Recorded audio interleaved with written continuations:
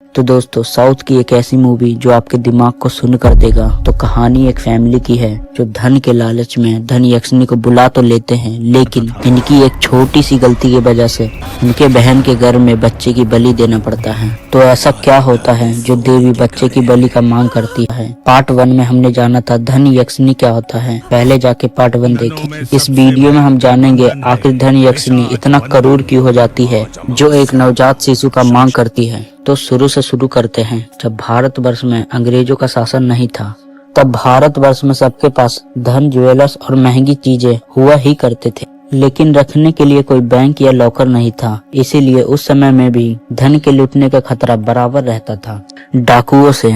ऐसा ही पूरा भारतवर्ष परेशान था, लेकिन एक गांव ऐसा भी था जो डाकू उसके धन को छू भी नहीं पाते थे, क्योंकि एक समय यहाँ पर भी लूटपाट का खतरा बना ही रहता। इसी से निपटने के लिए लोगों ने अपने धन जवाहरात गड्ढे के नीचे एक घड़े में छिपाते थे, लेकिन डाकू इससे भी ढूंढ लेते थे।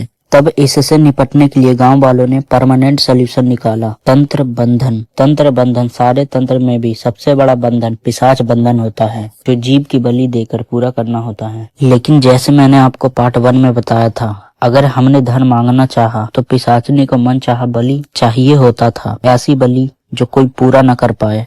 यानी डाकुओं ने इससे पाने के लिए बहुत कोशिश की, लेकिन सारे के सारे मारे गए। अगर आपको भी जानना है कि ये सारे के सारे मारे क्यों गए, तो हमारे पार्ट 1 को जाके देखें। अब 90 से लेके लोगों ने बहुत कोशिश की, अंग्रेज आए, उन्होंने धन पाने की कोशिश की, मारे गए। अब आते हैं 20वीं सदी में एक छोटे से परिवार में जो धन के लालच में पूरा परिवार मारा गया, एक नवजात शिशु को भी नहीं छोड़ा गया।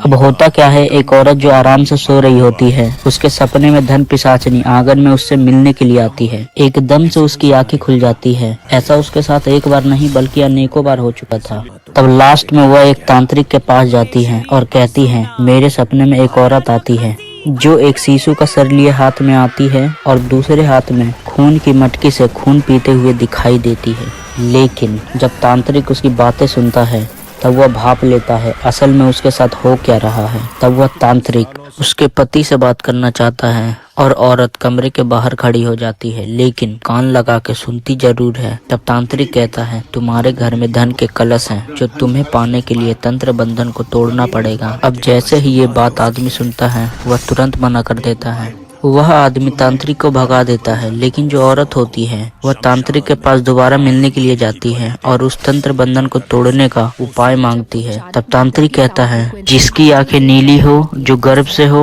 और शांत स्वभाव की, वही इस बंधन को तोड़ सकता है, लेकिन वह तुम्हारे ही किसी परिवार में होना चाहिए। तब उसे अपने ननद की याद आती है, वो भी तो गर्भ से है। उस बाबा को प्रणाम करके वह वापस अपने घर आ जाती है और यह बात अपने पति से कैसे कहे वह सोचने लगती है, लेकिन जैसे तैसे वो अपने पति को समझा लेती है और वह मान जाता है। लेकिन उसकी जो बातें थी कि सिर्फ उसके बहन के जरिए ही यह बंधन टूट सकता है, तब वो नहीं चाहता है कि उसकी बहन इन सब में शामिल हो, लेकिन औरत मना लेती है और अपने पति को उसकी बहन को बुलाने के लिए कहती है। जब वो बुलाने के लिए जाता है तो उसे घबराहट होता है कि उसे ये सब कैसे बताए। तब वो कहता है, दीदी बच्चे में कोई दोष है, उसे हटाने के लिए हमें हवन करना पड़ेगा।